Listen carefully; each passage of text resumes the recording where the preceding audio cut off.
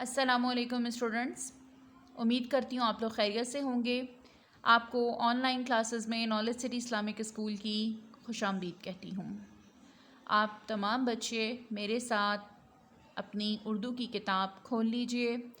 آج ہم اپنی 5ویں کلاس میں اردو کا سبق پڑھیں گے، سبق نمبر 4۔ آج ہمارا سبق ہے سچی دوستی۔ سب سے پہلے ہم ریڈنگ کریں گے اور اس کے بعد میں آپ کو سبق کے بارے میں بتاؤں گی کہ اس سبق میں ہمیں کیا بتایا جا رہا ہے۔ وقدی عرب کا ایک نامور تاریخ دان گزرا ہے۔ ہاشمی اور واحدی اس کے گہرے دوست تھے۔ تینوں کی دوستی کا عالم یہ تھا کہ وہ ایک دوسرے کو معمولی سی تکلیف بھی دیکھتے تو تڑپ اٹھتے۔ وہ ہر مشکل میں ایک دوسرے کے کام آتے تھے۔ ایک دفعہ ایسا ہوا کہ عید سر پر آ گئی اور وقدی کے پاس کچھ بھی نہ تھا۔ اس کی بیوی نے کہا، آپ تو اپنے کام میں اتنا مگن رہتے ہیں کہ گھر بار کی کچھ خبر ہی نہیں۔ اس عید پر تو بچوں کے لیے نئے کپڑوں کا کوئی انتظام نہیں۔ بچے ضد کریں گے تو انہیں کیا کہوں گی؟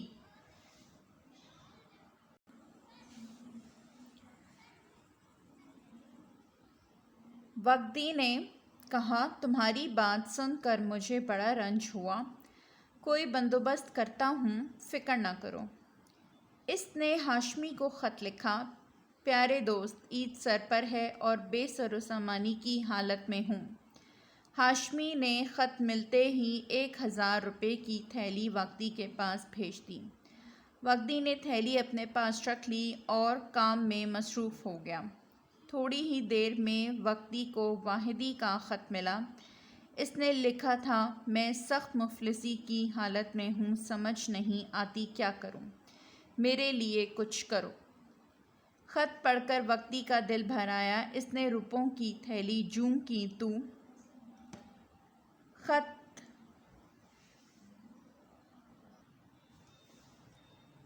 لانے والے کے ہاتھوں واحدی کو بھیجوا دی۔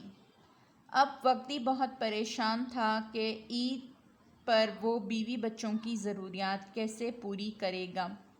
اسی پریشانی میں وہ مسجد کو چل نکلا اور رات وہیں بسر کی۔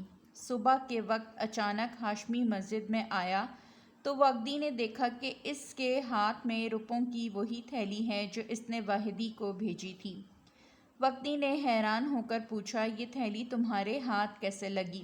یہ تو وہی تھیلی ہے جو تم نے مجھے کل بھیجی تھی۔ ہاشمی ہنسنے لگا اور بولا، جب تمہارا خط ملا تو میرے پاس یہی 1000 روپے تھے، میں نے تھیلی میں بند کر کے تمہیں بھیج دیے تاکہ تم اپنی ضرورت پوری کر سکو۔ خود مجھے بھی روپوں کی سخت ضرورت تھی۔ میں نے واحدی کو لکھا کہ وہ میرے لیے کوئی انتظام کرے۔ اس کے پاس کچھ نہ تھا۔ اس نے تم سے روپے مانگے اور تم نے وہی تھیلی اسے بھیج دی۔ جب وہ تھیلی لے کر میرے پاس آیا تو میں سمجھ گیا کہ اس کے پاس کچھ بھی نہ ہوگا، تبھی وہ تم سے مانگ کر لایا ہے۔ میرے دوست، نتیجہ یہ نکلا کہ ہم تینوں ہی ضرورت مند ہیں اور ہمارے پاس یہی 1000 روپے ہیں۔ آؤ تینوں یہ رقم آپس میں بانٹ لیں تاکہ کچھ تو ہماری مشکلوں کا مداوع ہو سکے۔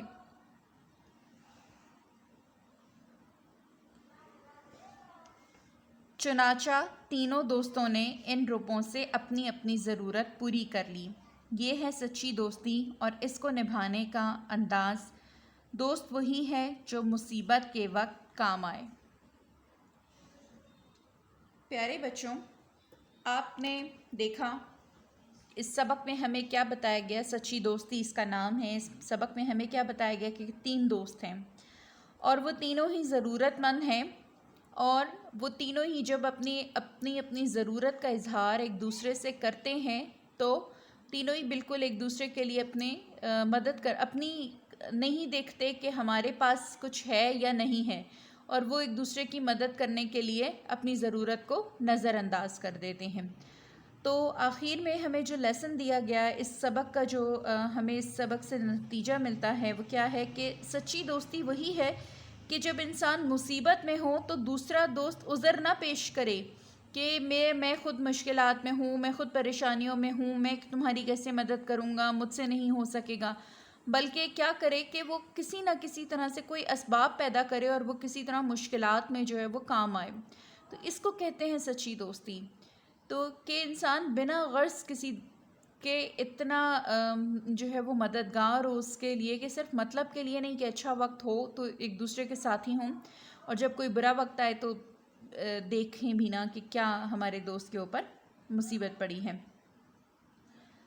تو بچوں اب یہ ہے، اس سبق کی آپ نے 3 سے 4 دفعہ ریڈنگ کرنی ہے، اور اس سبق کے پیراگراف آپ نے لکھنے کی مشق کرنی ہے۔ آپ سے کہیں سے بھی اس سبق کی املا لی جا سکتی ہے، اور اگلی ویڈیو میں آپ کو اس کے مشکل الفاظ کے معنی اور اس کے سوال جواب اور باقی ہم اس کی مشق کریں گے۔